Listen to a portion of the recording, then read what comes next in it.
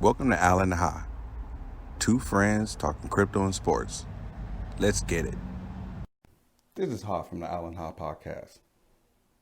We are not financial advisors. Our views are our views. Please do your own research. Let's get it. What's up, everybody? Welcome to Al and Ha. Today we're going to be talking crypto, XRP, and Ripple news. A ton of news coming out, and basically just the rest of the crypto market and what's going on with it, with regulations and market and all that kind of stuff. So let's dive in real quick. Let's just touch base on the Ripple and XRP. SEC, the Security Exchange Commissions, has filed a lawsuit with Ripple. What was that, the 26th? Yeah, no, it was just before Christmas. It was 10 days. It was the 22nd, 10 days after the flare snapshot. Oh, that's right.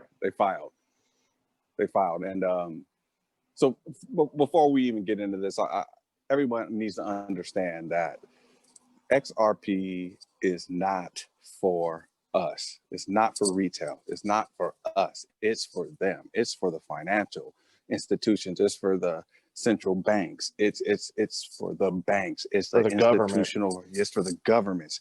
It's not for us. So when you look at like what the whale's doing, like Bearable Bull mentioned how Grayscale is purchased 8% more XRP since it dropped than they've had. You know, and you look at the XRP ledger, and you see that everybody is selling off except for the very top because they're all accumulating. And yeah, I know some of those are exchanges, and obviously that happens when people sell, it goes back to the exchange. But the whales, the true whales, are taking in XRP. So I just wanted to get that out before we even get into all that. So yeah, so SEC sued Ripple. The SEC chairman, Jay Clayton, left the day after filing. Put in his resignation letter. Yeah. For that day. It wasn't like he's, I mean, am I right? I don't think he's still there. Like, it was literally, here's my resignation letter. He's ghosted. He's out. Yeah. Not like, here's my 2-week notice. No, he filed that bad boy and literally left. Yeah. So, and understand, Ripple has been working and meeting with the SEC. They got offices in DC. They've been doing this over the last few years. Right. There's a video of David Schwartz talking, I think it was in 2018, and he was basically saying exactly what's happening now is exactly what he said. They're going to come out, the SEC is going to come out of nowhere and say that we've been selling unlicensed security, even though we've been meeting with them weekly. Right. You know, and here we are. Well, and there's tons of almost videos. like it was scripted. Right. And he was telling you the script. Right. And there's tons of videos of multiple people with Ripple, with XRP, CEOs of financial institutions talking about that XRP is not for the little people. It is not for the retail investors, which are me and you, and everybody buying off of exchanges. It's for the banks. And they talked about that. It's for the institutions. So they're looking at a way to get us to get out of it. Get out by the government and the institutions, we talked about this before, the banks don't want us to be our own bank. The institutions don't want us to be free. The government doesn't want us to be free. They want us to be sheep. And so when you see the news like that come out, the lawsuit, and then you watch the market just tank, which is, I get it. It scares a lot of people. Like we've talked about that don't do a ton of research. But like you said, you look at all the people that are buying. If you look at the XRP rich list, the smaller wallets are selling out, but the big whales are scooping it up. Yep. It's one of those pennies on a dollar. Right. And you're seeing people that I'm waiting for it. I was waiting for it today to get down to 15 cents. I didn't quite make it. You do your research, and you see the whales and the people that have the money putting money into it, even after the lawsuit. That's something's up. Like that doesn't make any sense. Why would they just be throwing away money? They're not into losing their money. And this also goes into strategy. You got to think about this, because I know a lot of people like to see green candles. A lot of people love to see green candles before they think about buying. That's not when you want to buy. You want to buy now. Now it's bloody as hell. Everybody is scared. But if you do your research, you know the fundamentals, and the fundamentals never changed. There's nothing changed with the coin. Nothing changed with what it's supposed to do, and the XRP ledger is supposed to do. Nothing has changed with that. The only thing that's changed is the company Ripple is now being sued by the SEC, which I like to add, so was Elon Musk. Right. You know, Elon Musk was sued by the SEC. Before Tesla went off. Before Tesla went off. So this is just status quo. And then when people don't do their history, they don't know that this is just another technique to scare the hell out of the average people to get them the hell out. Right. Because then when they come back, like people are trying to buy up Tesla like a mug right now. You know, it's $600, $700 or whatever the case may be, because it's green now. Right. You know, you want to be on the roller coaster when it's green. Right now, you already want to be when it goes green and shoots. You already want to be buckled in. You want the ride dude to come by and check your belt. You know, put your hands up, let me see your belt, and I'm good. Pull on the little thing. Let's go. Send me off. I'm ready to go. Yeah, you don't want to be sitting on the in the line still, looking in at everybody having fun, because it's one of those things. Once it goes, then we can kind of piggyback off that roller coaster reference. It'd be like you're sitting at Magic Mountain, and there's a 3-hour wait, and me and you are on the ride, and they just don't stop it anymore. Yeah, it's just we're not going to let anybody else on. They're just going to keep going on the roller coaster. You know, it's one of those, you're like, when you're younger, I want to go again. Well, we got to go wait in that long line, and this is going to be one of those. It's that long line. Here's the thing. And here's the thing: they're already telling you when the line is going to get shut off. You got all these exchanges telling you when you could stop trading, and some are delisting. And if you have XRP on an exchange and they're going to delist it, that means that it's you need to move your XRP off that exchange. If they just say they're going to suspend trading, and you're still going to be able to do whatever it is, which means you're not going to be able to buy and sell the XRP, but it's your XRP. That's fine. You can keep it on there. You can hold it there. Everything will be all right. But what's going to happen when they suspend the trading? And I've heard this from a couple different YouTubers. Brad Grimes is one that says, and I think this as well. But they're freezing the trading for a reason. Yeah. They don't want they don't want us. Yeah, they don't want no more. They don't want us getting in no more. And when they freeze the trading, who knows what's going to happen at that point? Right. I find it kind of interesting. I mean, currently, we're looking, it's the 29th, by the time, people are listening to this, maybe a couple of days later, but we, currently today, I think it was last night, Coinbase came out, said they were going to suspend trading as of January 19th, 2021, which they're not delisting it. They're just suspending trading. So you could buy, I've seen people like, still time for me to get into the 20 or the 19th, but they're not delisting. Crypto.com came out and said they are going to be delisting. So get it off crypto.com. We talked about that in one of our first or second podcast. Mm-hmm. But at this point, those are the only two that I'm aware of. I know there's probably others, but the ones that we talked about, then we've talked about, those are the only two that are even saying anything about it. And I just find it interesting that you look at Brian Brooks, he's the head of the OCC, who basically, is in charge of the federal banks. Right. He's the one that came out. All the national banks. That's what the officer of the comptroller of the currency. That's what he does. He's in charge of all the banks, right underneath Steve Mnuchin, Secretary Treasurer. And so we talked about that, how he opened up, for bank charters for fintech companies and crypto exchanges. It just is funny to me how he used to work for Coinbase. I forgot his title exactly, but he was one of the big dogs. Yeah. He was some type of legal guy, regulation guy. Can you please tell me why Coinbase was the first exchange to come out and say anything, and then they set a date? What's with the date? Why January 19th? Yeah. So there's got to be some connection there. And then when you go back and look at it, when Brian Brooks says 6 to 8 weeks for clarity, the January 19th date's right around that 6 to 8 weeks from when he said that. Yeah. So it's almost like they're talking. Yeah, they're talking to you. They're sending you a message, but you got to put the pieces together. And the only way you're going to do that is if you do your own research. We've talked about it before. We could tell you everything you want, but go do your own research. Go look up stuff. It's everywhere. And you can see it, and it's on the federal sites and all this kind of, because I know people, want to find their sources and make sure their sources reputable and all that kind of. I get it, but you can search, the government sites and see Right. these bills that are being passed and things like that. Where this is what's going on. Like there's a digital dollar initiative or digital dollar something Right. Kicks by in first. January 1st. Right. January 1st of Banks this have year. to provide digital wallets Yeah. by January 1st for it- everybody. And it's sitting there waiting to be voted on or whatever the case may be.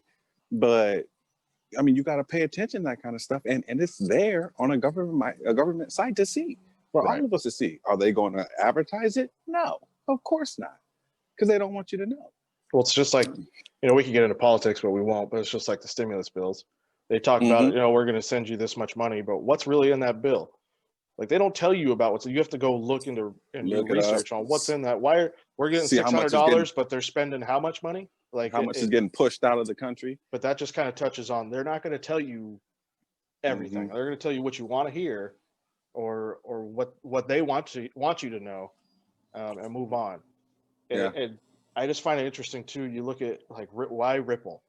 Ripple is, we've talked about, Big we've done enough dog. research. They're a big dog, and They're a big all dog. over. They're global.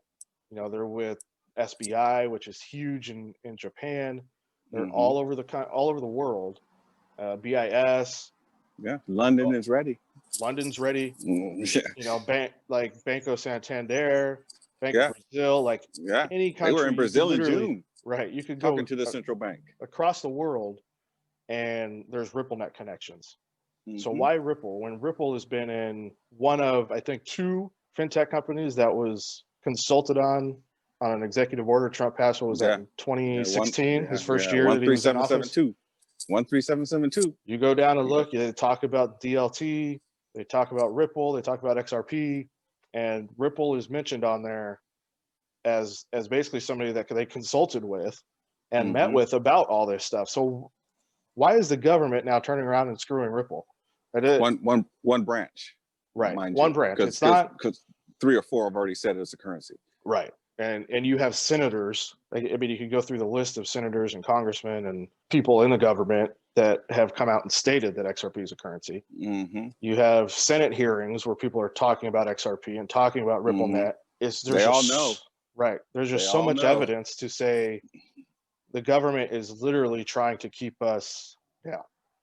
It's In the dark. It's the shakeout. You see that on the great Twitter. shakeout, the last shakeout. They're We're at the trying final to boss, they're man. trying to scare all the people. Right? Mike Tyson and Punch Out. Yeah, This is it right here. Got to hold. Shoot, you got to hold, man. You got to hold through, and that's what it's basically breaking down to. Those that are going to end up getting out, because you don't know when they're going to shoot this off. You don't know what plan they have. If okay, man, we're going to settle this on whatever date, because it can be settled out of court. Right. You don't know what's going to happen. Won't even be touched. And they're not going to, they're not going to send us an email and let us know. One day we're going to wake up, and I know, whatever, but one day we're going to wake up and be like, oh, well, that's different.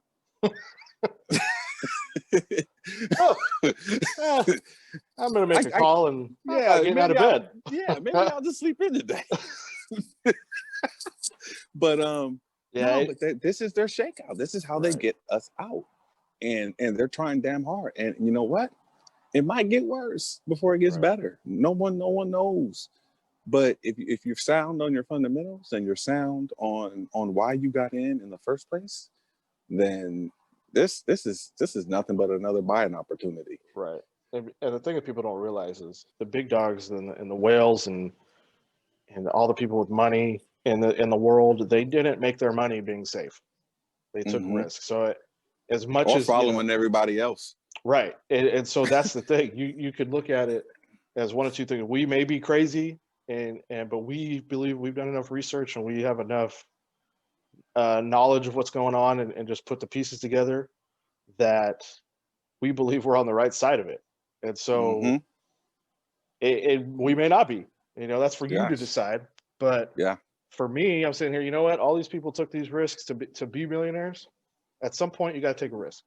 Yep. At some point, even entrepreneurs, you take a risk. You fork out all this money to start your business, and it either goes or it doesn't. If it doesn't, it is what it is. But you gave it a shot.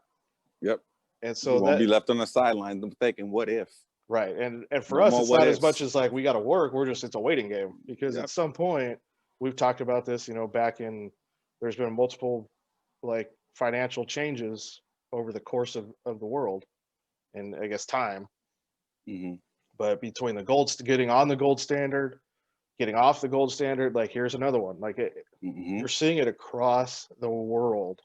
The Yep. digital Everybody currencies are coming. coming. Every country's working on them. They're on the way. Right. And if you don't see that this is an opportunity, like this is the fourth industrial revolution. Like people don't understand. And like like you said, I'm not trying to do politics, and this is the only statement I'm going to say. It's like we're in a war right now. It's a war of information, but we're in a global war. The same thing. And right now we're going through an industrial revolution, and nobody knows Right. because everybody's number one is being masked behind the pandemic and all that kind of stuff, but nobody is just seeing the information, and it's there if you want to pay attention to it. And once it's kind of like that song you're listening to and someone points out, hey man, did you notice that whatever in that song? And once you hear it, you can never unhear it. Right. Yeah. You never heard it before, but yeah, but this Yep. is one of those type of things, because if you actually start doing some research and start looking at what is XRP, what is XRP Ledger, what is it supposed to do? Oh, this, these are the problems it solves. This is how much money is involved with it. right. And everything just fits together. Like nothing is going to stop this train. Nothing. Absolutely, positively nothing. Right. And we actually talked about this, whether it happens or not, but we've talked about this in the past, like just us BSing phone calls or text messages or whatever, as far as like the government or financial institutions jumping in on this. If you really think about it, how do the rich get richer? They take it away from retail investors like Mhm. me and you. They get in Mhm. and then they jack the price. Yep. And we talked about this with when it went to the gold standard, when back in, I believe it was FDR. Yeah, like 30s or something You like could that. look it up. I look up when they switched over to the gold standard in like the 30s. I think it was FDR. They No literally shame. sent out telegrams and everything. You have to turn in your gold, or the government is essentially going to arrest you. Yeah. And Gave them a they- premium on it right, though. gave- Gave them a premium. right. And I forgot what it was. It was at 20 that bucks. time like $20, and then they literally over one night snapped their fingers and doubled the price. Yeah. So what do you think went to happen? 35 bucks. Right. Yeah. But still, yeah. damn near doubled the price on it. And you got Joe Schmo over here looking at it like, I sold you that for $20, and overnight I'm out 15 per ounce. Like that's so. Imagine what XRP is going to have to be if that's really happening. And a lot of people talk about like, oh, there's going to be, a generous buyback or whatever the case is. And I'm putting up the air quotes on generous. I'm not here for no fucking generous buyback. I didn't invest, 3 years ago. Go through all the stuff about, man, you don't know what you're talking about. All that stuff. To have these clowns give me a generous buyback. Right. I'm not like, I'm in this for 4-5 figures, and people like, yeah, okay, man. No, I'm in this for 4 to 5 figures. I'm not selling nothing. I'm stacking now for the interest. That's it. Because I will never sell. There's no way. They will have to threaten me with something like that in order to get my XRP. And right now, if you ask me, well, what are you doing? Right, I'm figuring I got the alerts coming in right now. Hell, I might have to do something if I get something I like in between. I feel you, man. It's one of those. And like I said, we've talked about this. Like it's conspiracy theories all until something comes true. Yeah, Until something comes true. Conspiracy theory. You could have these ideas of what's going to happen, and even if you really think about it at the smallest level, when people predict Super Bowl champions or predict the NBA Finals, like us predicting that the Lakers are going to repeat, is a conspiracy. Like in reality, it doesn't have like the ins and outs of like, the backdoor trades and all, but it's literally us just going, it could happen. And if it comes true, then we look like we were right all along and we were smart and we knew something more than that was just our thought. Yeah. And in reality, we actually have done probably more research on XRP and crypto in general than we would have for any other sports. Anything, yeah. Like Yeah. we've touched on, obviously we were both football coaches. Like I took it as like we're literally watching film and Yep. we're taking notes and we're doing our due diligence and making our investments. And Yeah, so like for me, it's easy money. yeah, like I told you, like that last year we coached together. It was, that's when I was kind of really getting into cryptocurrency, and I found myself spending as much time watching the other team, as I was Right. researching this stuff. And when I finally stopped, I loved football, and I still love football, Right. but this honestly, there was no like, oh, what am I gonna do now? Like this filled that void and some. Right. You know what I'm saying? It just took so much, because there's so many rabbit holes. There's so much to take in, and then everything connects, and then you just see, and then once you get that picture of all the different places and seeing, that picture that it made, there's nothing stopping this. Well, these are all just bumps in the road. That fight you got into your best friend in high school, and then you guys are still friends now. Right. Like, what is that? Nothing. We had a disagreement. You talk about rabbit holes. I don't know how many people, like, I don't know how much, like, how you look into it. Like, how do you have that much time to look into it? You talk about rabbit holes. How much time do people waste sitting on their couch watching YouTube, going down rabbit holes? Netflix. Like I used to do, well, Netflix, but I'm just saying, going on YouTube and you see one video and then there's another one. Oh, well, that one looks good.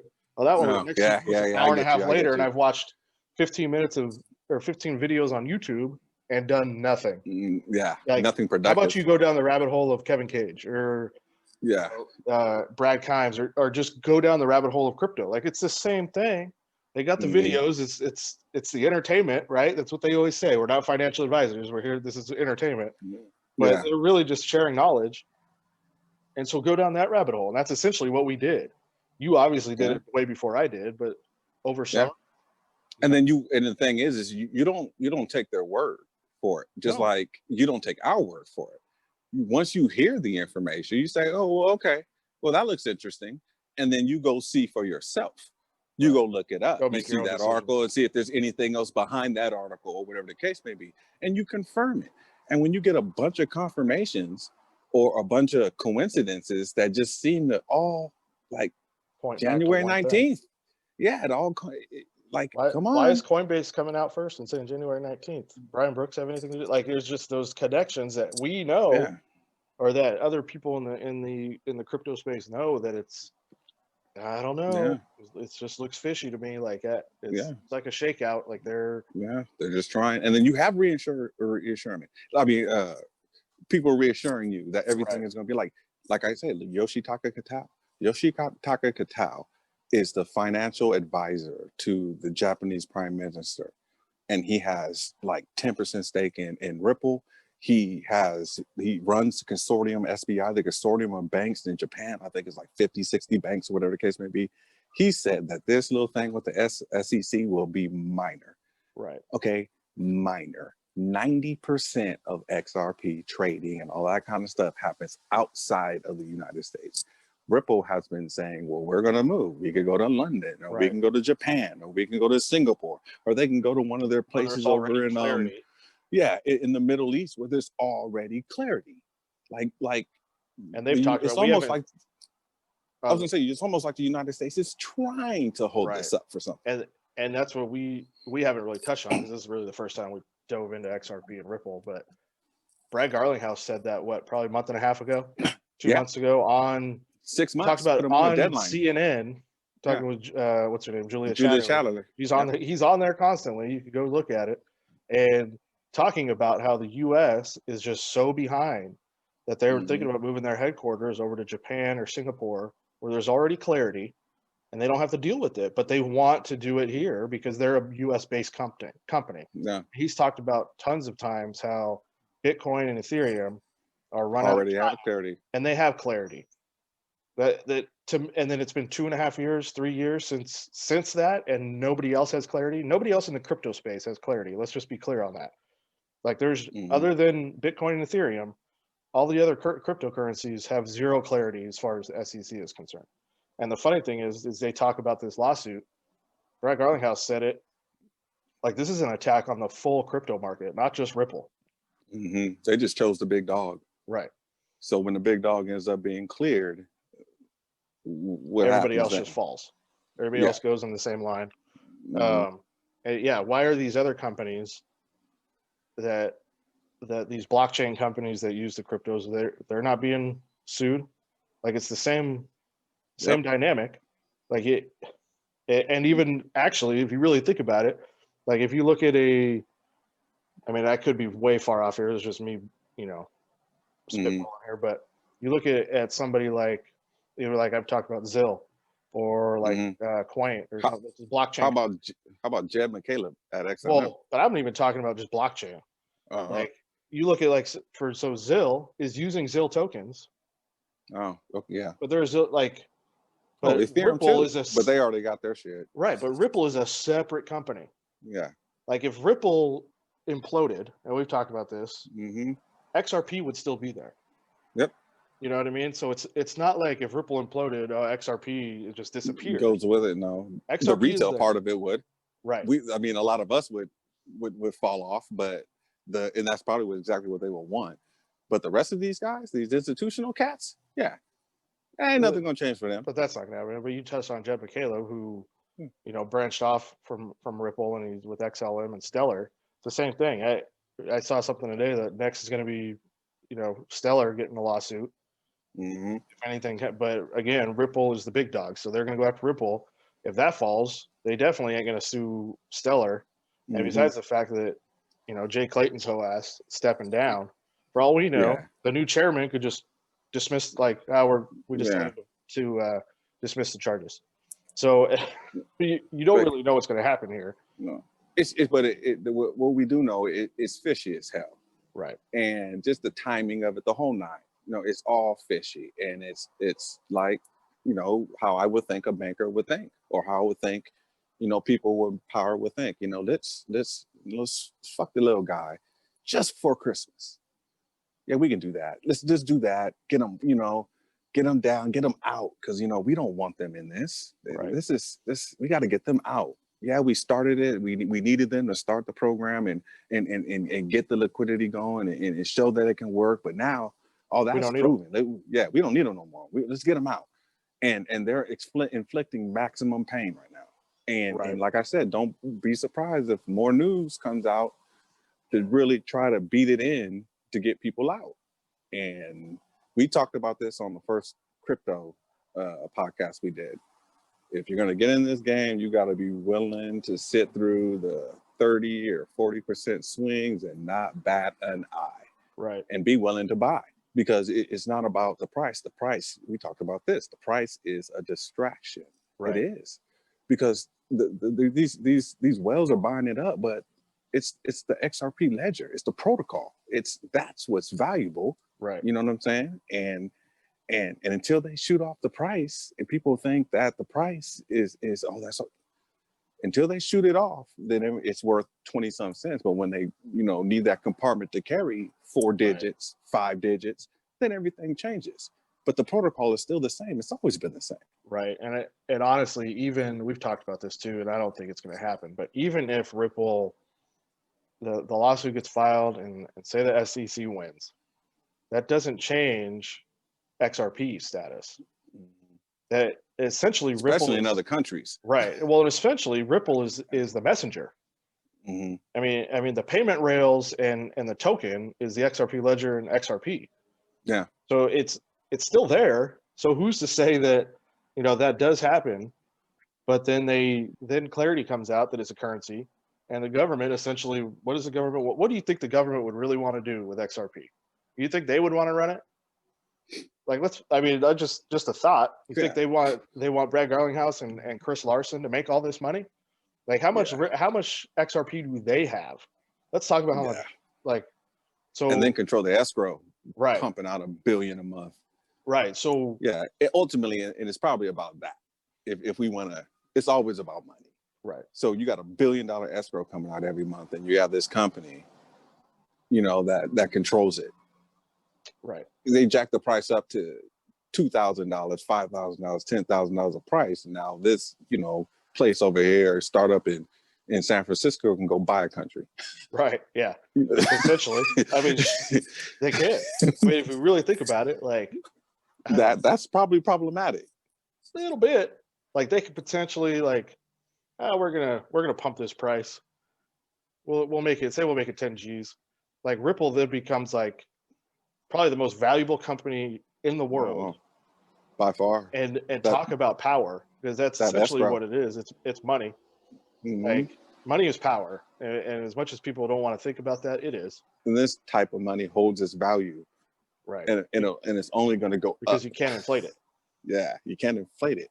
So what do you think is really going to happen? At some point, I just think, and we've talked about it before too. What happens first, price or clarity? Mm-hmm. And I still think at some point the price is going to go before the clarity, because you know damn well if clarity hits, there's going to be people trying to buy that shit up so fast. And whether and maybe it does hit, and then the institutions know ahead of time, and so as soon as it hits, they just buy it all up. But well, what if the clarity hits, but all these places have already halted their trading? So say the clarity hits January 22nd. But shit, none of us can buy. None of us can buy, right? Yeah, no, I can see that. And then it just halts it, and all the institutions can get it because they're now buying it straight from the government or Ripple or whoever's ended up controlling it at that point. Yeah. And then so they get it to the price they want, and then okay, we're good. Everybody, yeah, it's a currency. Buy as you please. Yeah. Everybody's priced out. You're buying drop. Yeah. It's definitely caused a fiasco in the crypto space, which is kind of funny because it's I touched on it a little bit earlier, but Brad Carlinghouse made that comment about it. If they're attacking the whole crypto world, people, Bitcoin and Ethereum have pushed. I don't remember what Bitcoin's at today, but they were at 27,000 yesterday, and it honestly, and Ethereum's was up over 700. I don't know if they still are, but I've actually been shocked that I haven't seen more news on that. Like I mean, you've seen it, the people know about it. No. They're a bigger fish to fry, right? See, that's what I'm saying. They are letting you know right now just how important. Right. Why are you attacking this coin that's 70 cents? Yeah. Why are you worried about this little piece of shit ass coin that you've been telling us? 27,000. Why? Yeah, because who's buying Bitcoin right now? Institutions. So the people with the money are buying Bitcoin and pushing that price up. You think they're really going to attack that? No, they're going to attack somebody else. But and that's what makes the one that's going to threaten the banks and all that kind of stuff, threaten the way they do business. Right. But here's the funny thing: there's another lawsuit out there, isn't there? Yeah, I think so. Yeah, I think so. Tether. USDT. Everybody wants to talk about Ripple and their $1.4 billion that I guess they must have swindled out of their investors, and which we all knew. We all knew it wasn't a security. Yeah, but. Talk about swindling, though. Can we talk about this? The SEC sues Ripple, and how much money did you lose? How much money did I lose? How much money did all these people lose? Talk about swindling money. The SEC just did that to us. And mind you, if you don't sell, you didn't lose it. Your value just went down. If you sold out at that point, yes, your value is now gone. But if you didn't sell, then basically, if you're buying now, your dollar cost averaging. But Tether got sued, or has a lawsuit for $1.4 trillion. 1.4 trillion, but yet nobody's talking about it. No one's talking about that. And the reason why it's so important is because Tether is like the Fed of crypto. Right. They can print as much as they want, whenever they want. Well, we jokingly kind of talked about that because they always flip flop with XRP because XRP will be third as far as market cap, and then all of a sudden Tether will print another however 100 million tokens, and then they'll jump into third place. It's like, okay, how many more did they print yet? I think so that's kind of the joke with them. But yeah, these clowns sit up there. They have that $1.4 trillion lawsuit, but they print, and what they do when they print is then they dump it into Bitcoin. Right. To manipulate the price of Bitcoin. So when the price goes down, they print more, push it back in, and that's how they do it. So if you're using Tether right now, all you got to do is swap it over for USDT, which is US dollar coin. I think Circle or Square, one of them damn Circle runs it, shapes. yeah. Yeah, they're part of the digital dollar project. That I think that will most likely end up potentially being the United States' CBDC. Right. You know, Or- so you can or- just swap it over for that, and then everything is fine. But their lawsuit, when is their lawsuit hit? I can't Is remember. it? But it's sometime in January, I think, as well. But that's going to be big Think that'll because affect Bitcoin? yeah, just a tad bit. So definitely be wary of that and understand, like, Bitcoin at 20, did you say 27,000? Yeah. For Bitcoin, for you to double your money, if you invest in Bitcoin right now, it has to get to $54,000. Right. For you to double your money on XRP, it has to get to 40 cents. It was Right. just at 70 cents. Right. Okay, And like that's the kind of stuff It you got to dropped think because about. of the lawsuit. And again, it didn't drop because of anything fundamental. It dropped because of some bullshit. Right. But then outside of that, what you got to think about is at some point, Bitcoin is going to correct. Like, it might keep going up, and you have to understand, like, Bitcoin is just like any other crypto. Like, this is how XRP went through their little 40, 50, 60% correction. That shit is going to happen to Bitcoin too. And the XRP is just higher, the first one right now. the higher it goes up, the percentage of the correction ain't going to change. So the higher it goes up, the more percentage is going to correct back down, which would be another buying opportunity if you were into that. That's what people need to understand is Bitcoin's going to come back down as well, but it's just return on investment. All these things that we're talking about, yeah, we talk about the fundamentals and all that kind of, that's what makes XRP such a great investment, because the fundamentals are solid. And then we are at a point right now, it's so cheap where we're going to get a great return on investment. And there's actually a use case for it. Yes, Like we it's not talked going to about. go away. Right. So and another coin would be XDC. We'll talk about that another time. But that's still sub penny. Right. And they have it in their deal with trade finance, and it's a great opportunity for return on investment.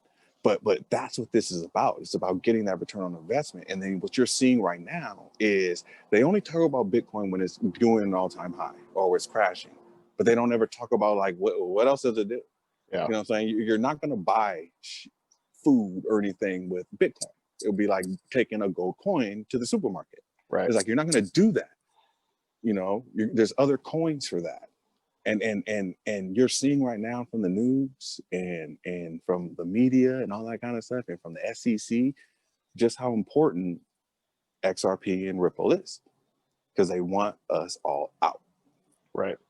And when you have, that's the thing, we talk about the fundamentals and the use case of it. When you have CEOs from Western Union and MoneyGram and all these companies going on CNN and CNBC, and they're talking about their partnership with RippleNet and solving this cross-border issue, Mm-hmm.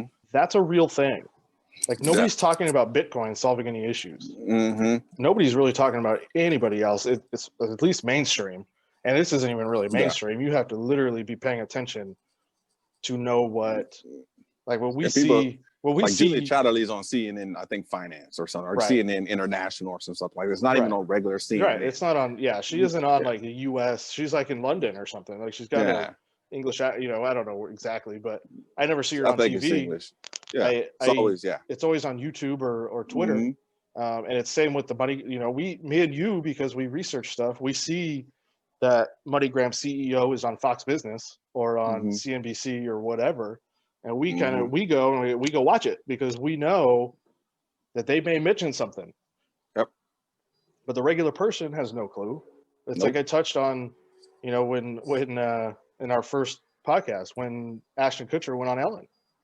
Mhm. And he talked about RippleNet and XRP and everything. I had no clue what he was talking about, and neither did the rest of the country. Mhm. Like, it's an app. As far as anybody was concerned, it was Venmo. You know what I mean? Like, Mhm. that's all it was. And so people don't know that, and it goes by the wayside. Like, you see all this stuff, and that's the last. I literally had no clue that's what he was talking about until I saw it on Twitter. Somebody had reposted it, and now knew what he was talking about. Yeah. But if and I if would people watch go that back again, and watch it, but see, if people go back and watch it, they'll sit up there and be like, "Oh, I remember that episode. That's what he was talking and about." that's what I did. I was like, Yeah. I remember this episode because he went on there with his buddy and they invested in Mhm. Ripple and whatever. But people don't know. That's what I'm saying. Like if I had no clue, I could go watch that episode today and would have no or that clip on YouTube. Again, diving down a rabbit hole. Like Yeah.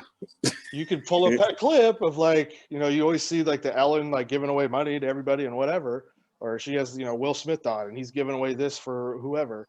Like that's literally somebody dives down that rabbit hole and there's Ashton Kutcher, whatever it says, Ashton Kutcher gives Ellen $4 million. It's like people are going to click it, but they have no clue what it's about.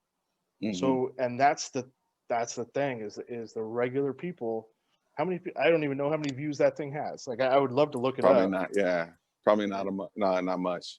Well, But probably, that's- but no, I'm saying it probably does. Oh, now? Yeah. Yeah, at this that point Ellen now. video, Yeah, you gotta yeah, think yeah. it's Ellen. So Mhm. But people wouldn't. Yeah, but people don't know exactly people have no clue what it is. Yeah. He's just And they might he's have an talking. idea now, but yeah. But they don't. Let's be real Yeah. here. I mean, How many- that's why I said might, but but they don't. But that's why, that's why it's like, for me, it's extremely frustrating. Like even trying to get you in, for as long as I was trying to get you in, I'm like, this mother, if he just would pay it, just look at it, just look and just do a little bit. Because I know how you are. Yep. Like as soon as you get kind of into it, you'll be like, okay, I see. Well, it's And like I'm I like, said, cool. so I literally got into it, pandemic hit. I moved to Nebraska. Long story short, went back to move all my stuff because it was still in California. Had quit my job here because I was going to start another job at a different school, and the pandemic hit. So guess what? Schools were shut down. So they literally were like, sorry, we're decided, we're not going to hire you. So I literally was sitting at home. Luckily, selling a house, I had some money just to kind of sit home. But like I said, I saw on a store, like not accepting cash, only card or, phone payment. And then all of a sudden I was like, that's definitely headed towards that digital stuff Jabri's always talking about. And I dove down the rabbit hole. And so that's the thing. And like you said, you knew me. And so once I started, I took it on, like I said before, like I'm a football coach. Mhm. Doing the research. And how many questions was I asking? And the funny thing is, we've mentioned Kevin Cage and Brad Kimes and Digital Asset Investor and all these guys, Bearable Bull, King Solomon, like all these dudes that just post like videos upon videos, like almost every day. Yeah. Like and you go, if the average person just went and watched like their current episode, would have no clue about anything, just about like probably talking about the lawsuit, but would have no clue on the fundamentals. You have to go so far back to look into the fundamentals because it's been building for so many years. But just do the research. If you just look into it, and it's there, and then now I know where to look for it. And so that's the crazy. Like I'm finding stuff, and the funny thing is people. My buddy Eric sent me. Shout out to Eric. He listens to the podcast. Sent me the Instagram. I think I sent it to you of Russell Okung. Oh yeah, get paid in Bitcoin. Yeah. He's a football player, and he's getting half his contract paid in Bitcoin. Like, and he sent it like jokingly, but it's like that's not a joke. It's not a joke. He's gonna get paid in Bitcoin, but he said that like laughingly, like you guys were just talking about this shit, and here it is. Like it's happening. Yeah, it's been and that's it. It and the thing is by the time that the average people are seeing it, it's already here. Right. And it's probably been ready to go for a minute. Like this stuff has been being worked. Like Ripple is not, they call it a startup, but they've been at this stuff since 2012. Right. There's videos of 15 and 16 where the people, they're saying like, yeah, this is going to be it. This is, they're talking about the ledger and how it's going to work and what XRP is going to do and how it's going to change. Like this was way back when. And talking about how it's not for us. Yeah. Like it was back then that they were saying that. And to piggyback off that, like Ripple wasn't around when XRP was before Ripple. So you have it was David Schwartz or something, open coin, and then it a couple got gifted dudes to created Ripple. it, right? Yeah, and they basically were like, "Here, you can use it because Ripple had the technology to use their XRP ledger to make it the most efficient it could be." And that's essentially what Ripple has done is with the technology that the FinTech has put together. which is why they use it, because it's the most efficient coin on that ledger. And what people need to also know is the people, the cryptographer, or whatever the hell they call them, the people that worked on the XRP ledger were people that worked on Bitcoin. Right. So they just saw the flaws in Bitcoin, like scalability and how Right. quickly it moved and all that, and they improved on it. With XRP. And now we have it with XRP, and Right. they're ready to go now. Well, we've talked about that too. You look at all these other countries, China with their digital yuan. I saw some news today, and I'm gonna shoot myself in the face right now. Maybe not shoot myself; it's a little extreme. But I saw some news today about their digital currency Expanding out to doing some type of lottery or something. I read Yeah. an article about that. Yeah, I saw it. But Russia talking about their digital ruble, Yeah. ruby or ruble or whatever the hell it is, and They don't want no parts of the U.S. dollar, man. Right, They have and so that's much what- incentive to do this. and we touched on that in that first episode. Is the U.S. dollar is used as a reserve currency. Nobody wants like those, especially Russia and China. Yeah, They Where don't they want get to be under the sanctions all sanctions, the time. right? Yeah. And so why do they want to use the U.S. dollar? They want to get off of it. Be free. Right. And so you really think that all these little, like the Bahamas is using the digital sand dollar? The Bahamas, little ass Bahamas. Like, you don't think the U.S. has been working behind the scenes on this? hmm And they just aren't What are they telling going to anybody? bridge the dollar? That sand dollar with? Right. You're going to send digital sand Yeah. dollar to your Chase Bank or vice versa. Like, I'm going to go to the Bahamas. I need some digital sand dollar. How are you going to get that? It's digital. Like, Yeah. it's not like you could go. It's the same thing as going through the airport and going to the exchange center and saying, "Hey, here's Nah. $100 USD, and I'm going to England, so I need pound, or I'm going to Spain, so I need euro, or going to again here I have my USDC. I'm going to the Bahamas. I need some sand dollar. How are you going to transfer that? It's digital. So Mhm. at something's got to be able to transfer Sit in that the, over, yeah, sit in the middle. and literally just sit in your wallet on your phone. It's not like you're going to hand you here's 5,000 sand dollars. Like let's be Yeah. real here. It's going to be literally a transfer on your phone. And we talked about Mhm. that with Uphold and all that kind of stuff. You can, Yeah. it's all digital anywhere already, anywhere they have Visa or MasterCard. right? And then the thing is you'll just slide your card and it'll do the transformation itself, and the merchant will be like, "Oh, I want all my money in sand dollar," or "I want all my money to come in," and whatever the case. That'll be a feature that they have. Right. You know what I'm saying? You'll just be sliding your USD. But the whole thing is that's what this coin was for. Just like what you were saying about going to the merchant or whatever the case may be in the airport, or the cat in the airport for the exchange. You got to do that shit. And then he's going to charge you 5%, 10, whatever percentage he's going to charge. There ain't going to be none of that.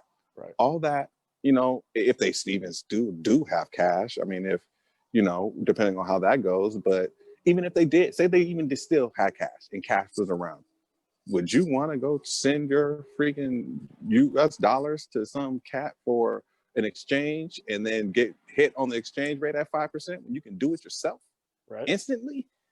Well, and we Like- talked about that's the crazy part is what the institutions get into it, is they're going to make their money. We touched on this before. If they're charging you 5%, Yeah. you have to know their fees are at least 1%. Mm-hmm. So if you would think, which I don't think would happen, but if you would think that if the banks and everybody else could get their fees down to a fraction of a tenth of a percentage point, that they would lower the percentages. But they won't, because they're just going to make that much more money. But you know what I'm saying? Like it's so much cheaper. Why not make it? Why not use it? Because they're going to be making more money. I think all the banks are going to collectively be like, okay, we know that we can send this stuff for a fraction of a penny. But since we don't want to undercut each other because, they're all in their whatever federation or whatever the case may be, they're going to set whatever parameters and say, okay, just like how housing is right now. You don't matter what bank you go to or whatever the case may be to get that loan, the percentage is most likely is going to be about the same. 2.9 or Yeah, 3, whatever it's going to be what it is. at. Because they're going to say, well, the percentage is set by, the feds or whatever the case may be. So I'm thinking it's going to be like the same type of deal like that. Right.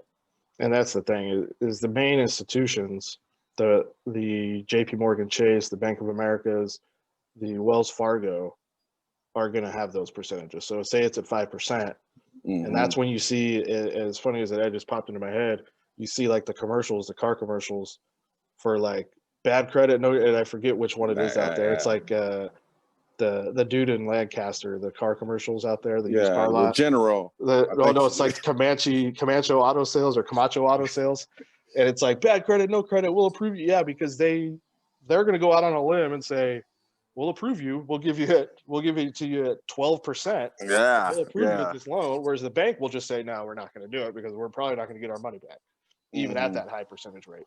So that's where it's going to be interesting too with the flare drop coming up tomorrow. With all this stuff going on, the flare drop opens up all the doors. Yeah. Opens up all the What's corridors. that price coming out at? Opens up all the money. We've talked about that before. XRP is all the money, and the flare drop, flare and spark, and that extension, it literally does everything now. So yeah, the smart contracts are live.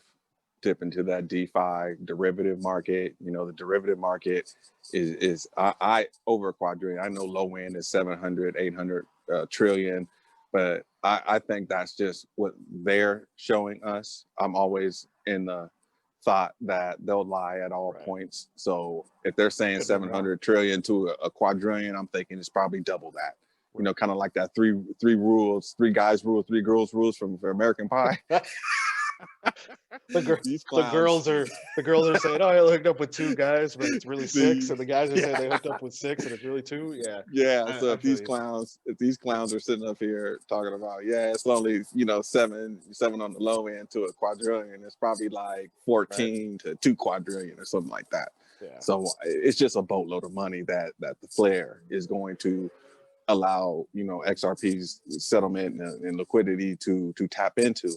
So when that happens, man, like I'm very interested to see what this price is going to be. But even if it's up, Penny, I mean, who gives a shit? We know what's coming. But if this shit comes out as $1 tomorrow, if I see like $1, $1.20, I'm thinking like weird like crap where it's out at $1. Like I don't know how true it is, but I know. I saw the article. I saw the article. I know. That's going to be real interesting to see what happens with that. But yeah, the crypto space right now is just kind of thrown in a loop with the SEC.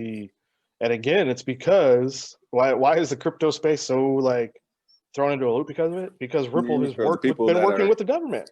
And so all of a sudden, SEC is like, oh, we're going to sue you. Like it just doesn't make any sense. Remember the consumer protection people? Yeah, right. The people that are supposed to protect us that are now stealing our money because we just dropped to 20 cents. Cool. I'll buy some more. Yeah. Like I sure the hell will. That's all I was saying. I was hoping it would get down to 15 cents, and it didn't quite make it. I think it still will. See, and for those of you that are thinking, how can they just be like that? How can they, the price is just going?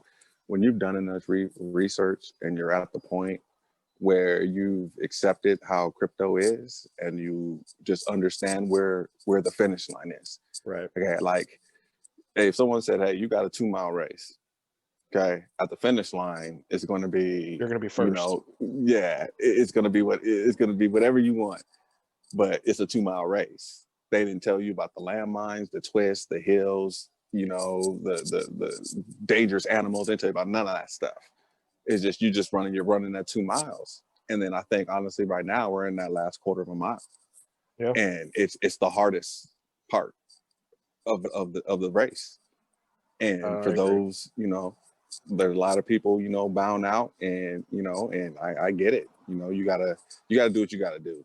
And crypto is definitely not for everyone. And until these regulations come, which was 6 to 8 weeks, but now we're like, I think 3 to 5 week range.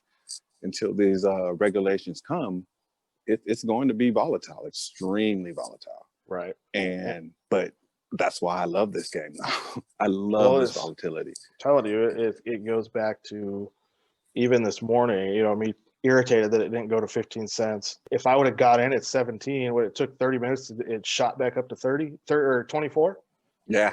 So you immediately gain 7 cents to each token you bought at that. You know what I mean? So you're immediately making the return on it. But again, it's the long term.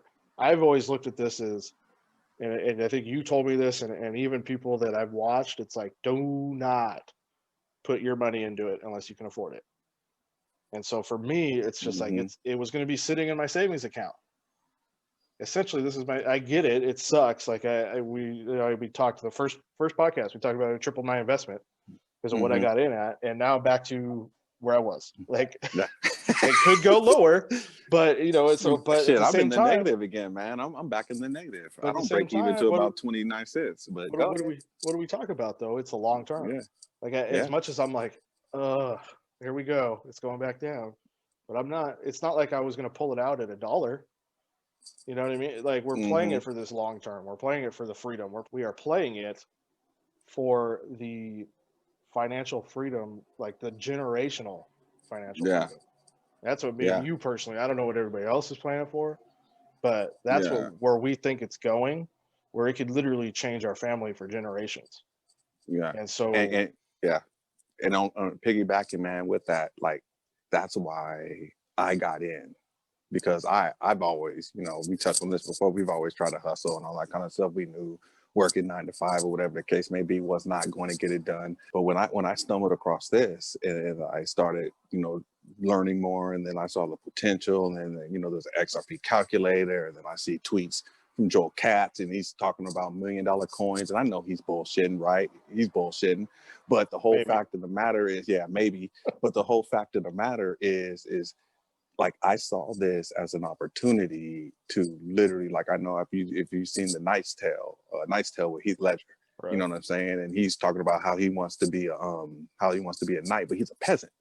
And then the dude stuck in the stockade is like, dude, it ain't happening. And his blind dad is like, nah, you can change your stars. You know what I'm saying? It's just you gotta go. You know what I'm saying? So this was me throwing my shot at basically changing my stars.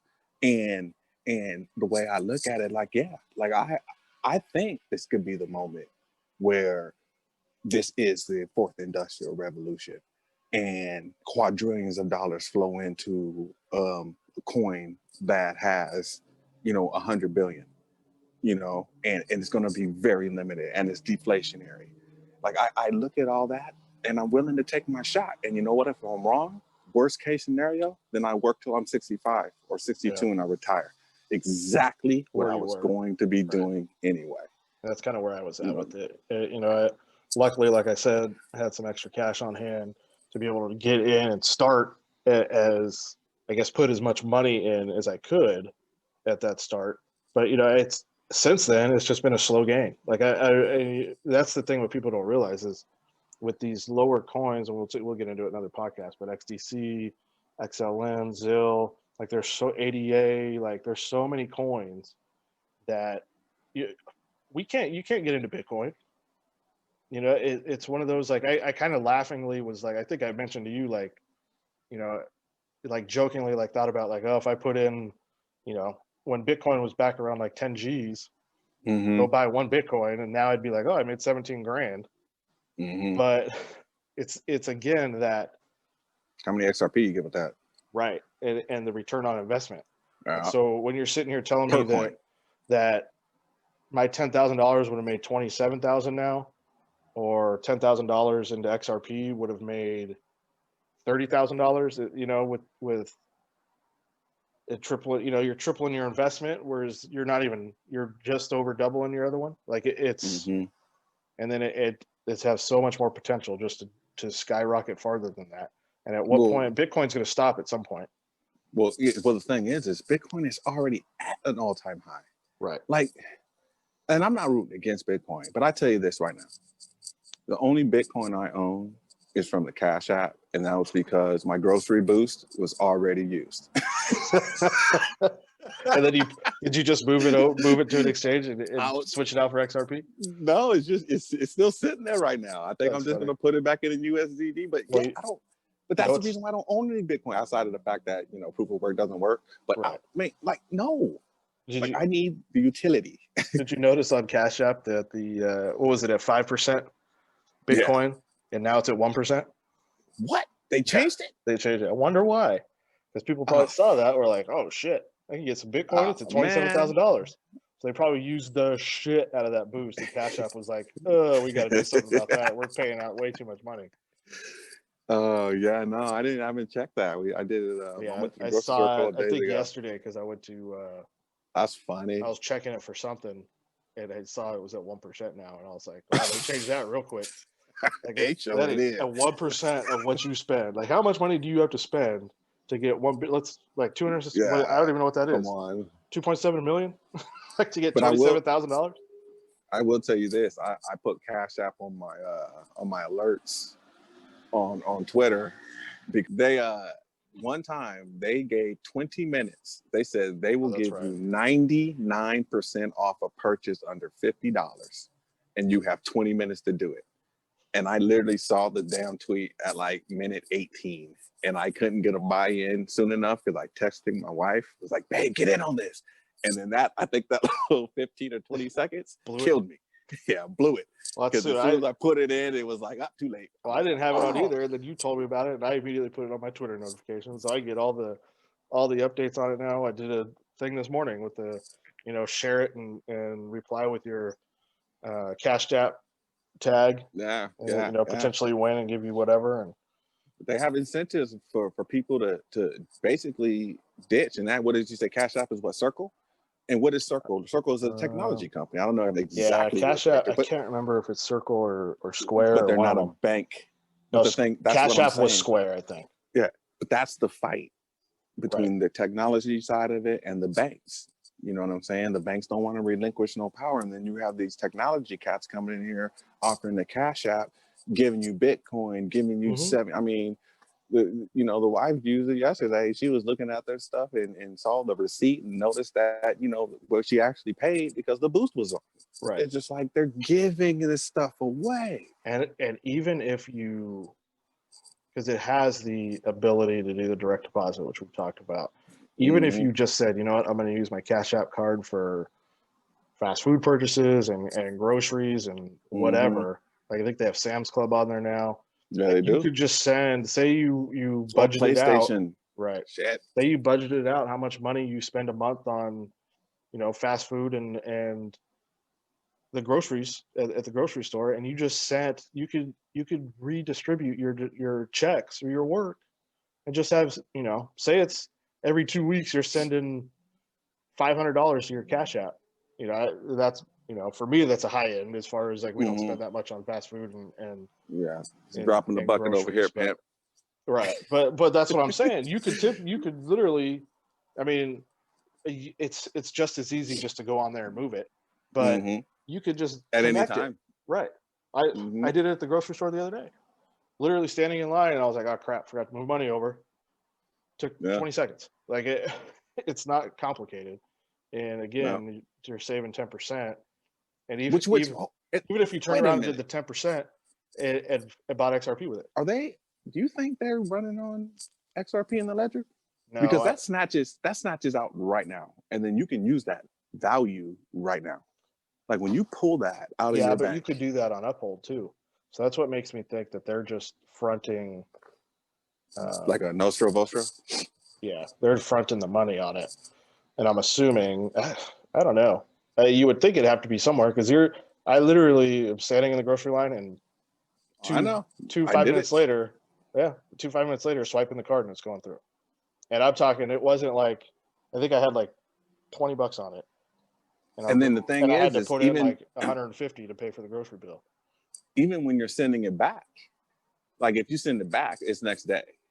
But there's like a lightning or instant feature where you pay like 75 cents or whatever the case may be, but it'll send it back like right now. And then you can use it like right now. Hey, maybe, I don't know. No pendings or anything like that. So yeah, I'm not sure. Your bank ain't doing Nostro Vostro for shit. They ain't running we've nothing. Talked about how we think that they're all on those payment rails anyway. They just haven't flipped the switch yet. So and I think that's part of we talked about, this is going back, but me and you have talked about them, remember when they were trying to collect the coins because there was a supposed coin shortage? Yeah. They weren't going to print anymore. That went away real quick. Like what?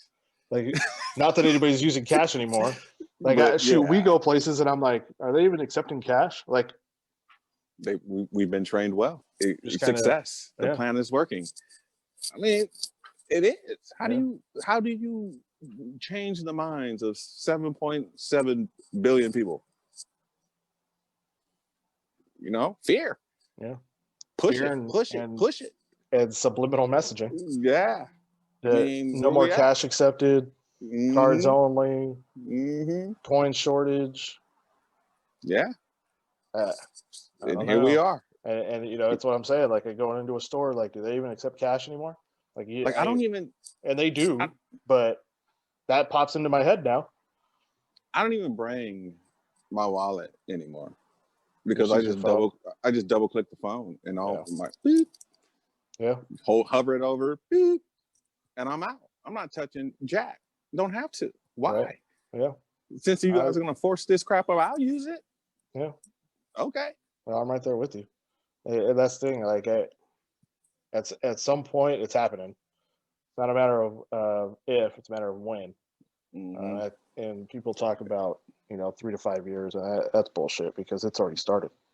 Yeah. That's the thing that people don't realize is that Yeah. it ain't gonna be 3 to 5 years when China's giving away digital Yeah. yuan, and, Unless they expect this case to last 3 to 5 years. which it won't. But yeah, which it ain't.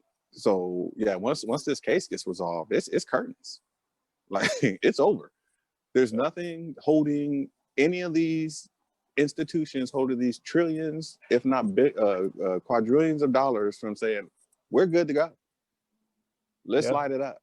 And them lighting it up isn't like, okay, let's get everything is done. It's Yeah. like hit Flip the switch. start. Yeah. Yeah. It's like turn it on the computer. Like, Yeah. they got the program, they got their one computer running. It's the freaking they got Atari running over there because they haven't changed anything since how long? The 60s. Yeah. And so they got And they're about to Atari hook running up over there. Skynet. Right. You at Skynet. I was just gonna go play PS5, but you at Skynet. Shit.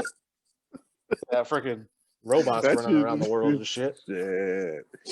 Oh man. Skynet becomes self-aware, and there it is. Yeah. It Hey. happens, and that's what we've talked about. Like, we both kind of think it's going to happen.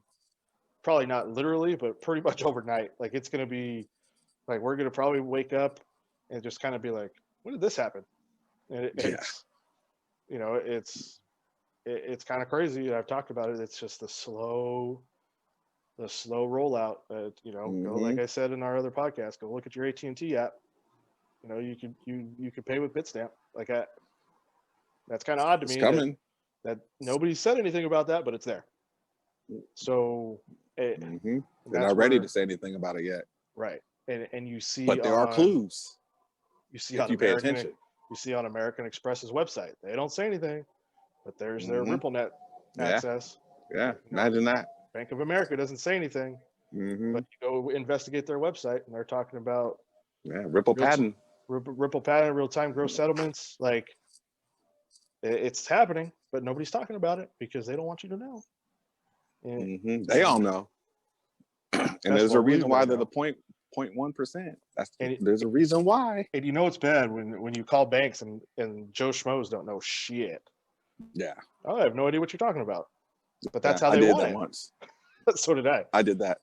I called the cat. I was like, "Hey man, could you tell me when you guys are going to switch over to this new quantum financial system and run on the XRP ledgers? We can get instantaneous settlement and payments and all that kind of stuff." He just was like, "What?" I was like, oh, "Okay, never mind." Thank you. Yeah, it was one of I remember I did it. I was like, "Can I speak to your bank manager?" Oh, they're not in right now. I'm like, "Okay, I'll try back later." And they were like, "Not too sure what you're talking about on that," but it was like a very like, Mm-hmm. I've kind of heard of that, but I don't really know anything about it. But it's going to be one of those, they're going to be all up to date on it, and then all of a sudden it's going to be a switch. And they're just, Yep. the people working at the banks are just going to be minding their own business, hey, not we're- even know. Oh, we just got to. Hey, we're running this new program update, just like when we were at freaking when I was at working, and then we swapped from our old no program novel for to Gmail. Yeah, Like, that's exactly what it's going to be like. Now. Hey, we're just switching. This is the new up to date stuff. Yeah. We're just going to switch Yeah. programs and Runs a little faster. Yeah, it's easier. But yeah, it's crazy how much you just see when you're invested in the, and I'm not talking about investing money wise. I'm talking about investment in your time Yeah. and getting knowledge on what's happening. And how your ears perk up at certain things you Right. hear on All of a the sudden news or certain things. It's A just like person that's going to be talking like, huh? it's just What'd like they say? when right you're walking down the street and you hear somebody talk about pin pull and RPO. Like normal person doesn't know about it, but all those me and you are like, Yeah. What look are they talking to the about? side, like, what are they talking about? We're good at this conversation. What game are you guys talking about? You talking about Oregon? Yeah. But yeah, it's the same thing now though. Like you said, you hear it like it's like I said, you go on, you watch CNN or whatever, and you see MoneyGram, and it perks up, and we're gonna watch it. And then when they say things Yep. like remittances, I had no idea what a remittance was, but I know what it is now, and people don't know what it Keywords, is. tag phrase, distributed ledger technology. Not to saying all distributed ledger technology is XRP, Right. but it's a big portion of it. You know what I'm saying? XRP runs on it. Yeah, it can. It's just like the whole thing with with the Feds, like quantitative easing. We're gonna do expansion, or any of those catchphrases just mean we're printing money, dude. Right. You know what I'm saying? That's it. So when you do enough of this research, you hear those catchphrases, you hear those level the playing field, like which is what when you get Ripple has been talking about for years, and then all of a sudden the government's talking about it. Like we're going to try to level the playing field with. Really? Oh, that's interesting. Where have I heard that before? Yeah, where have I heard that before? And it all fits like a puzzle. Well, and then at the point, it doesn't matter what happens to the price, right? Because it is just a distraction. It's an entry point. Because ultimately, $10, $20, ain't nobody selling. Are you kidding? No one's selling. Well, you guys might be selling. I'm not selling. We're not selling. I'm sorry. We're not selling. Because, yeah. Let's be clear here. Yeah. We may be spending our interest gains. Yeah, our interest gains, but what is purchased with the hard-earned bullshit fiat will never get sold, ever. So that's why, like in our heads, like we will never stop accumulating ever. If they want to keep giving discounts, then well, I made the joke, I think, to you guys. I posted it on Twitter and everything. I was like, it's Christmas sale XRP. Like, Cyber Monday sale, XRP, it's down. Like it's just an opportunity to get in cheaper. That's all it is. Mm-hmm. And when you think about it, when you're turning that quarter into potentially what it could be. Yeah. And it's one of those, again, we talk about, like, don't overspend. You hear about all these horror stories of like people like maxing out credit cards to get into crypto. It's like, don't use credit to get into crypto. Most of them won't even let you do that anymore because you get liquidated, lose all your money, and then you have nothing to pay back a credit card company with. So they won't do it anymore. But even it's like how many. I stopped doing it now. I didn't even realize why you just stopped doing it, but like FanDuel, like $5 a week. Yep. As much as it says it, but me and you both have that personality where it wasn't $5 a week because we were betting on other games too. Yep. And we are like, we can't do this anymore. And you started way before I did, but then this year I was like, I'm out. I'm not doing it because I end up, you bet on our group game, which is the $5 a week, but then you're like, I got this I like this lineup, so I'm gonna put it in this $2 one, this $1 one, this I'm gonna try it in this $10 one. Oh, and then I could get another lineup. You see this stack? I can fit all these cats in. Yeah. And then, oh man, and then you see these basketball games tonight? Let's get in on a couple of these. And the next thing you know, you're spending $40 a night. And it's like that money either I could not be spending or I could be turning. And I'm saying you have to spend $40 to get in, but it's just the principle of like, what are you spending your money on? Yeah. And what are you wasting it on? And that's kind of the do you need question it? There. Do you want it or do you need it? Like that's the main thing I had to figure out when I got into this, and I understood, like, okay, I got to start stacking these things. And I got into wants and needs, and a lot of things that I want just really fell off because the things that I want, I figure I can buy later at a discount. shoot, I was at the store the other day and I'm like looking brand new Jordan 11s, the reverse flu games, you know, $200. I'm like, those are going to sit in my closet. I'm going to wear them a few times. That's $200. I don't need them. Mhm. I Yeah, want them, but I don't need them right Yeah. now. I'll get those. I'll get those later. yeah, I'll get those probably at Yeah. a higher price, but it won't matter. yeah. It really won't matter. But yeah, that's what it, and honestly, it's been like that for me for over a year. We're talking like year and a half, 2 years. I just been me and the wife, and it's hurt a lot. It's we both was like, all right, this is like I explained it to her. This is where my head is. This is where I think it's gonna go, and she was extremely supportive. But yeah, she hopped on the grind with me, and it was just like we all right, we're strictly gonna go with what we need, and Right. that's what we did, and That's we'll like see. Me and my lady, same thing, man. Like she ultimately, like you have a lot of trust in your relationship, and as long as you can explain it to them to the point where they can understand where you're coming from and understand what's happening, Yeah, there we're not should spending be this money. right. We're not spending anything. If we needed to, we could pull it out. Like it's Mhm. not like, granted there could be some gains and losses, but it's just like putting it in a savings Yeah. account essentially. That's but you explain all the fundamentals of it, and when it starts to make why. sense to them, and then you start seeing it in the world, it all of a sudden it becomes like a light bulb over their head. Because let's be real here, most of the time women are smarter than us, so Yeah. that's Yeah. the reason why they live longer. So I'm just going Yeah. to be clear here. So like if they get on board, like you know what I mean? Like it's Yeah. No. but yeah, it doesn't. No. But it, like I said, you don't have to. Like that's what people don't understand. Like with Robinhood coming out, and I can't remember some of the other ones, but just the fractional investments that you can make now, Yeah. that they're allowing you to make. Which let's be real here.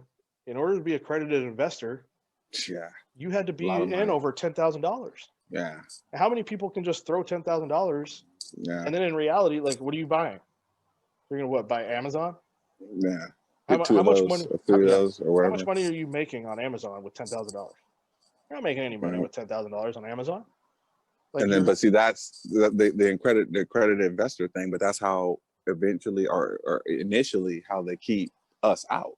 right, Because just right now, like you go to Link2, you can buy Ripple stock. Mhm. I think it's another name for it, but you can buy Ripple stock, Uphold stock. There's some other things on there. which aren't Yeah. on the stock exchange yet, but you can No, buy they're it. not on the stock exchange. Yeah, but you have to be an accredited investor. Right.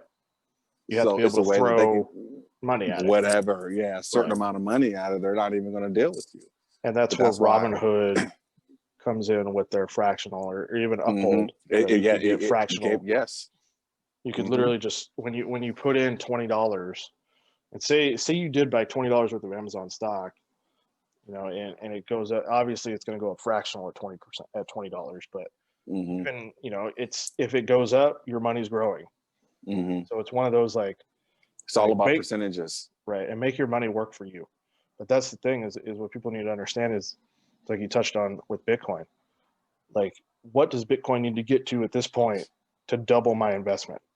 Mhm. Like, and what people don't understand is when I'm in at $100,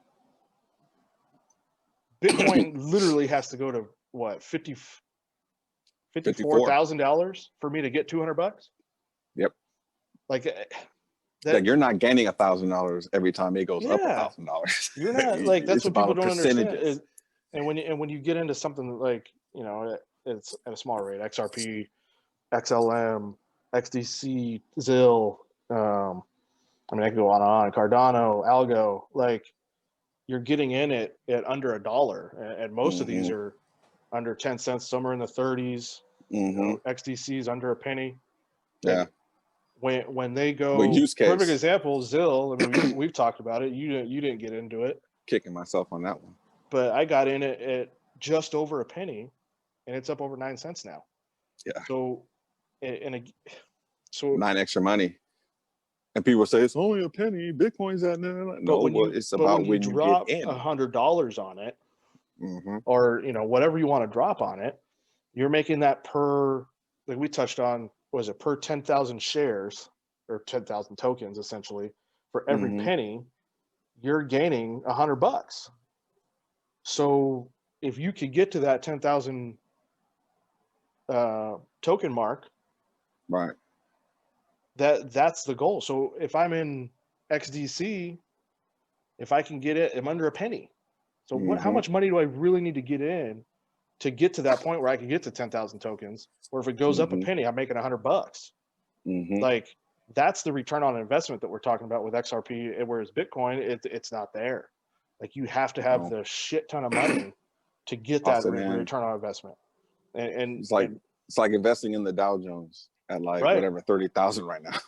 Like it's like, and even when it was at 23, yeah, like, I know. Like what are you supposed to do with that? Like you're not like that's normal people, and like I don't have a lot of money. Like you obviously have the family and stuff. You make more money than I do, but no, I don't. When after they get done with it, we're about the same. I still see you're in Team Issue gear. That's all good. Yeah, it's okay. I'm wearing a Team Issue shirt from like 10 years ago. But it's one of those like we don't have the and a lot of the people we're talking to right now listening to this podcast don't have the money to just don't have like that you're capital. just trying to better yourself and better your family's life, and that's all it's about. And so when you're able to just drop in $100 on XDC or XLM or any one of these other coins that you can get the number of tokens is the key. How many tokens can you get for $100? And it's not, and by no means am I saying go throw your money at XDC right now because I'm talking about it. Like do your research. Like I still think, I got in on Zill because I did a little bit of research on it. And I still firmly believe the reason you haven't is because you just haven't looked at it yet. I haven't. But that's the way it should be. Like I'm gonna be honest, like as much as you're like kicking yourself, but you don't know enough about it to be like, I'm gonna throw money at it. Yeah. Not comfortable. Right. And there's nothing wrong with that. How many people do we see on YouTube that, I mean, we talk about all these XRP people, and that's the thing. Obviously there's haters and stuff, and there's people like what we listen to and like us that think XRP fundamentals and everything, like XRP is going to be the winner. But they are also invested in other projects. Yep. Because they do research on other projects. They're diversifying their portfolio, as you always hear. You don't want to be fully invested in one thing, but you have to do the research on these other projects. And once you dive into one, you start seeing the other ones because you're into the space. Like the only reason I would have never known about XRP if it wasn't for you or XLM. I would have never known about Zill or XDC really because of you, but Zill I would have never known if I wasn't in the space because I'm in the space. I saw somebody else talking about it, so I went and checked it out. And I wasn't talking about it, so yeah. And it's not like I threw a ton of money at it. It was just enough. I was like, I'll see what it does. Like it seems like a good project. And 9 extra stuff. Yeah, and whatever. Like I ain't mad at that. I'll take my investments from XRP and buy some Zill. Like we talked about the investments with BitChute and Nexo. Like I didn't throw any cash at it. I literally was just moving my investments using their money to Zill and making money. So and then what other people and what people also need to know is accumulating is think of it as like a death by 1,000 cuts. Right. You just keep slashing at it. You keep slashing at it and slashing at it. You don't pick your head up, or anything like that to see where you're at. You just keep working at it, slashing at it and slashing at it. And then there's going to come a point where it's not even feasible for you to buy. Right. You'll know that point because if you purchased enough, like if you sit up here and you say, okay, I'm sitting on this cash right now, I'm gonna go ahead and jump on some XRP at 22 cents and say it does shoot up till 70 cents or 50 cents or whatever the case may be. It's gonna be hard for you to buy more. Right. You're gonna be like, why the hell would I want to buy again now when I'm already. And I had this conversation with my lady. I was like, because she said the same when it got to like 50 cents when it was on the rise heading towards 70 and up. And she's like, put some more money into it. And I'm like, at this point, like I get it. Like I could have thrown some money at it. It's still 50 cents. Like I'm not like dogging it. Right. But for $2 for $1, When in my head, I'm thinking, in my head, I was thinking, if this is really where it's going and it's just going to skyrocket, throw $100 at it, is my 50 extra XRP at this point really going to make a difference if it gets to where we think it is? Mm-hmm. No. Like, I would rather, if it's going to drop, I'd rather wait and throw my $100 in it then, Mm-hmm. because I'm going to be getting now $5 to $1. Yeah. And that's what we talked about with return on investment is how much am I really going to make off per dollar, essentially, is what I'm looking at. How many? That's how I always look at these tokens. Like, Me too. If it's Like 9 cents, I'm getting, or 10 cents, I'm getting 10 for $1. 10 for $1. Like one of my factors that I look at when I'm looking at my pairs is it's on BitTrue. I have the XRP USDC pair. And the thing that's unique about the XRP USDC pair is when you look at the price, it basically tells you how many XRP you get for $1. Right. So you don't have to say, okay, it's at 56 cents. So how much would that be? Yeah. It was a little over whatever. 2. Yeah. Well, we actually a little less than 2. It's going the other way. Yeah, 1 point something, but that actually tells you exactly how many XRP you will have. So I put that on my favorite screen, so I know, like, okay, if I get in right now, this is how many I'll get for my $1. Without having to do that little conversion in my head. Right. But piggybacking off what you said, and that's it. Like I happened to wake up at 4 o'clock this morning, and I happened to see it. At 18 cents. So yeah, I was able to get some. So I'm feeling good right now. Right. But see, and then that's, like, I don't, as much as people talk about setting limit orders, and basically what a limit order is like you can put in a price that you want to buy at or you want to sell. Like at. I could have put in, like I was talking about the 15 Yeah. cent price. I can put in BitTrue, like I want to buy or sell my, say, XDC and put it back over to XRP when it hits this certain amount. And essentially I could you're buying it when XRP hits 15 cents, and it would just automatically do it as soon as it hits that sell amount, or I wouldn't have to pay attention to it. I'm just more of, I'd rather control it. Me too.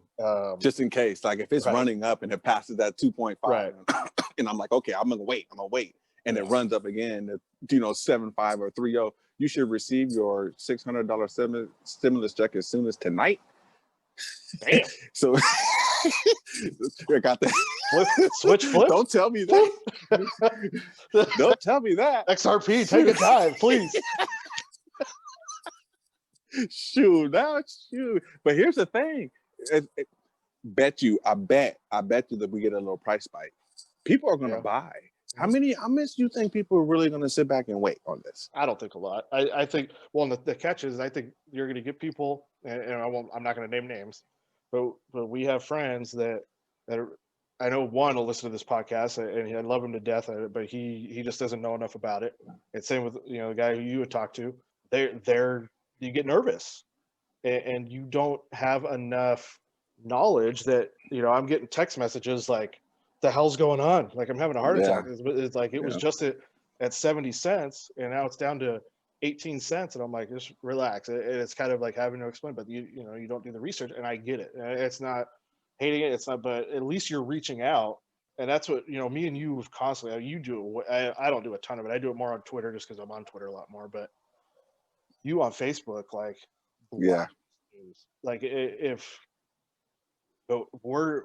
anybody wants to reach out to us, like I told you, I had a couple friends reach out to me, like, just from the podcast, and we've been talking about it for months. And it's like, we have no issues, but you got to understand that we've talked about, like me and you have talked about it. At a certain point, if this really happens, we're gonna be toast. Like, too late, homie. You didn't get lucky either. We put in our time. It's time to live. Oh no, but see, and I'm glad you said that. Right now, it's just one of the instances where you see this is not easy. This is not, you gotta have some stones to play on this court, because you have to stare at your money leave. But if you don't sell, it really isn't gone. You have to watch your value decrease. Right. And it ain't easy. You have to watch the fluctuations, the volatility of the market, of it, skyrocketing in 2 weeks, from 29 cents to 70 plus cents. And then in a matter of 2 days, it's back at, actually, since the 22nd, so in a matter of a week where we hit 18 cents. So, You're sitting there. If like for me, I got in at 20 cents. I literally tripled my investment over 3 weeks, and had lost the investment over a week. So, or lost those gains over a week. You have to be able to, but that's why you have to have that research. You have to have the knowledge to fall back on. To fall back on and just be like, I trust what I'm. It's like we talked about watching film. We've done so much like research on it. It's like when we walk out to a game, and it's like I know exactly what they're going to do on defense.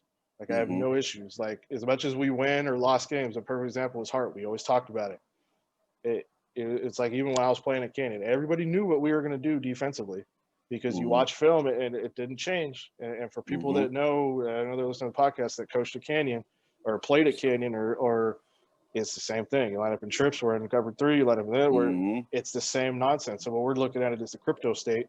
We've done enough research that when something bad happens, when we're there, we're going to make the pick, and I'm the free safety, and the corner comes over and knocks me off the play. Ball goes up, receiver catches it, scores a touchdown. I can't be worried about that. That's a fluke. I'm in the right position. I know exactly what they're doing. I know exactly what's going on. The next time, it's not going to happen. And so that's what people need to realize. And the crazy part is I was just looking this up. But go back on the YouTube thing. 7.9 million views for that Ashton Kutcher, Ellen thing. But think about that. 7.9 million people. How many people have no clue what that is out of that 7.9 million? Probably. Well, I can tell you right now. For sure. And I've said this before, but there are roughly 2 million total XRP wallets on the planet. This is what I was going to. And I have 7. XRP rich list. And you can go look this up, everybody. It's if you just type into Google XRP rich list, it shows you the wallets in that are around the global wallet. So basically, if you have a wallet on BitTrue, like me and you do, that's one wallet. Like you said, you have 7 wallets. I have 5. So if you go scroll down to the XRP rich list, it gives you percentages. It gives you basically like balances. You see, as far as who's buying and who's selling right now. Oh, the big dogs. You're seeing like it shows graphs just so people, know what he's talking about. It shows, if you check the by percentage of accounts, it shows graphs of who's like the trends of who's buying and number of wallets being opened or closed out. And the ones that are staying level and have been going up are the whales, are the big dogs, the top 0.1% of XRP holders in their wallets. They're either buying or they're moving it or they're diversifying it or whatever. But the lower people, or the people with the small wallets and everybody that are nervous are getting out. But what I was going to touch on is currently just over 2.3 million people or million wallets in the world. So not. How many people are in the world? 7.7 billion with a B. So let's get 2.3 million wallets. You have 7. You do the math. I have 5. But my point is just like it's not 2.3 million people. No. It's wallets. Hell no. So you have to look at it if the average person in this space has, I would probably 5 wallets. I would say I'm probably about that average, because you're going to have different exchanges, different whatever, get on and off ramps and everything. So you probably have about, I would say maybe the average is a little bit higher than 5. I don't even so 5 divided into 2.3 million. It's like maybe like 540,000 people that are, so yeah. So if you just divide 2.3 million by 5, it's 460,000. So 460,000 people in the world have XRP wallets. And when you look at it, and that's where we're saying like death by, or accumulation by a million cuts. You don't have to be the big dog. You don't have to sit there and throw $10,000 at it. There's so little people in it that even if you had $100 of it or $200, or you just keep trying to accumulate with $5 here, $5 there, it all adds up. Yes, you just got to keep accumulating. That's and especially when you get gifted these prices at these levels, you gotta take advantage of it. Right. I mean, if you know, we're not financial advisors. We, you know, that whole spiel. But these are the situations where if you weren't happy with how much XRP you had, or you're just now getting in and you're thinking like, is this something that I should do, whatever the case may be, get your research in. And I would say before they stop the trading on it, you gotta go. You gotta go. I mean, I feel that if you're not in and you want to get in, you're definitely running out of time.